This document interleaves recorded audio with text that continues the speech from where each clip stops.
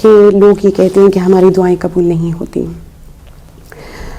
وجہ ہے کہ دعائیں قبول نہیں ہوتی اس کی بہت ساری مصلحت ہے. پہلی مصلحت تو یہ ہے کہ جن کی اس دور میں اس دنیا میں پہلی دعا قبول نہیں ہوتی، اس کی تو ایک مصلحت یہ ہے کہ خداوند متعال اس دنیا میں اس کی دعا قبول نہیں کرے گا، اس کو آخرت میں اس کے جو ہے اس کا صلہ ملے گا، اس کے وہاں پر اس کے درجات بلند ہوں گے.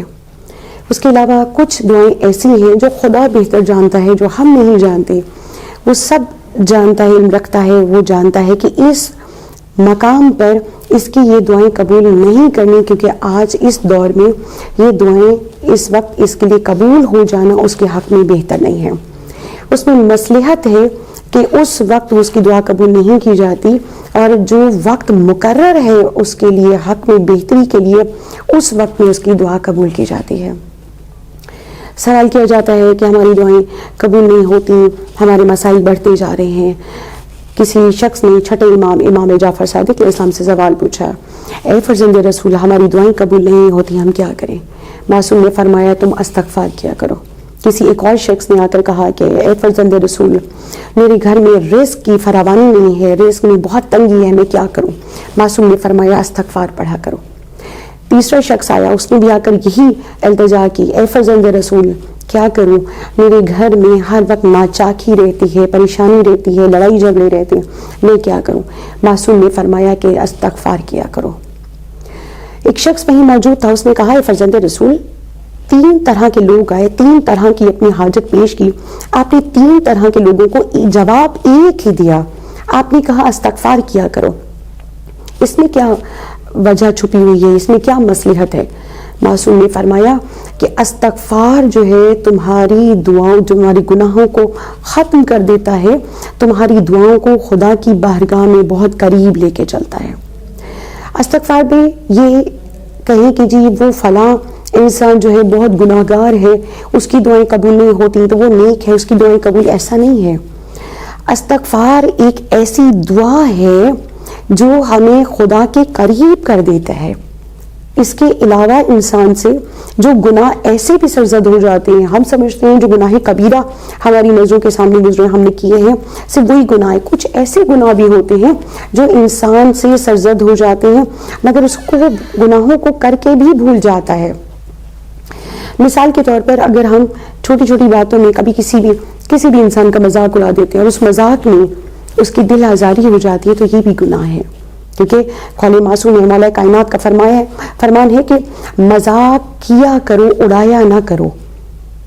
مذاق کیا کرو، کسی کا مذاق اڑایا نہ کرو، کیونکہ کسی کا مذاق اڑانا دل آزاری کا موجب بنتا ہے.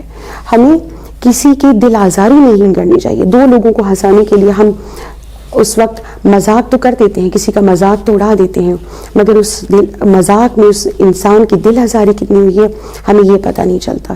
وہ دل آزاری جو ہے ہمارے لیے وہ ایسا گناہ ہو جاتا ہے جس کو ہم بھول چکے ہوتے ہیں کہ یہ گناہ ہم سے سرزد ہو گیا ہے. استغفار ہمارے وہ گناہ معاف کر دیتا ہے جو گناہ کر کے ہم بھول جاتے ہیں، جن کو ہم بہت چھوٹا سمجھ رہے ہوتے ہیں. قول معصوم ہے کہ چھوٹے چھوٹے گناہ بھی مت کیا کرو، کیونکہ ایک دن یہی چھوٹے چھوٹے گناہ ایک پہاڑ کی مانند بن جائیں گے. چھوٹے گناہوں سے بھی اجتناب کرنا چاہیے، مگر ہم کیونکہ بشر ہیں، انسان ہیں، خطا کار ہیں، گناہ ہم سے سرزد ہو جاتے ہیں. لیکن گناہوں کو ختم کرنے کے لیے بھی اپنی زندگی میں ایسے پریکٹیکل کام کرنے چاہیے کہ ہمارے گناہ معاف ہوتے چلے جائیں. قول معصوم ہے کہ اگر تمہارے گناہ زیادہ ہو گئے ہیں تو لوگوں کو زیادہ سے زیادہ پانی پلانا شروع کر دو. قول معصوم ہے کہ تمہارے گناہ بہت بڑھ گئے ہیں تو محمد و آل محمد پر زیادہ سے زیادہ درود پاک پڑھنا شروع کر دو. اگر ہماری ایسی دعائیں جو قبول نہیں ہو رہی ہیں اور ان میں رکاوٹ ہمارے گناہ بن رہے ہیں تو ہمیں چاہیے کہ ہمیں پہلے اپنے گناہوں کو ختم کرنے کے، گناہوں کو مٹانے والے کام کرنے چاہیے. لوگوں کو زیادہ سے زیادہ پانی پلانا چاہیے، محمد و آل محمد پہ درود پاک بھیجنا چاہیے، استغفار کرنا چاہیے. ضروری نہیں ہے کہ سارا دن ہمارے ہاتھ میں تسبیح ہو اور ہم استغفر اللہ ربی واتوب الیہ پڑھتے رہیں، ہم تسبیح پڑھتے رہیں. نہیں، ایسا نہ ہو جائے کہ ہمارے ہاتھ میں تو تسبیح ہو، ہم پڑھ استغفار رہے ہوں مگر ہمارا اس وقت توجہ ہی نہ ہو اپنی استغفار کرنے کی. تو قول معصوم ہے ایک لمحے کے لیے اپنے گناہوں کو یاد کر کے جو صرف اور صرف اتنے آنسو بہا لے کہ اس کے آنسو آنکھ سے اس کے صرف رخسار تک پہنچ جائے، اس کے گناہ کبیرہ بھی معاف ہو جاتے ہیں. ایک روحانیت سے، ایک رکت سے اپنے رب کو یاد کر کے، اپنے گناہوں کو یاد کر کے معافی مانگ لینا آپ کے تمام گناہوں کو معاف کر دیتا ہے. عزیزان محترم، ہمیں پہلے اپنے گناہوں پہ توجہ دینی چاہیے کہ جو ہم سے گناہ سرزد ہو گئے ہیں، پہلے ہمیں وہ گناہ جو ہے اپنے معاف کروانے ہیں، اس کے بعد ہماری دعائیں قبول ہو جائیں گی. اس کے علاوہ قول معصوم ہے کہ اگر تمہاری دعائیں قبول نہیں ہو رہی تو یہ دیکھو کہ کہیں دعا کرنے سے پہلے تم اپنے والدین کے لیے دعا کرنا بھول تو نہیں رہے آج کل. کیونکہ جو انسان اپنے والدین کے لیے دعا کرتا ہے، ان کے گناہوں کی معافی مانگتا ہے، ان کے لیے پہلے دعا کے لیے ہاتھ اٹھاتا ہے، اس شخص کی دعا اسی وقت خدا کی بارگاہ میں پہنچ جاتی ہے. پہلے ہمیں اپنے گناہوں کو دیکھنا ہے کہ ہمارے گناہ اس وجہ سے تو زیادہ نہیں ہو رہے کہ کہیں ہم اپنے والدین کی خدمت میں کوئی کوتاہی نہ کر رہے ہوں، ان کے لیے دعا میں کوئی غفلت نہ کر رہے ہوں. ہماری دعائیں اسی وقت قبول ہوں گی. پھر قول معصوم ہے کہ جب دعا مانگنے لگو تو دعا مانگتے وقت اپنے والدین کے لیے دعا کرنے کے بعد سب سے پہلے دوسروں کا نام لے کر دعا مانگو. دوسروں کے لیے دعا مانگو. قول معصوم ہے تم دوسروں کے لیے دعا مانگو گے، ہم 14 کے 14 تمہارے لیے دعا مانگیں گے.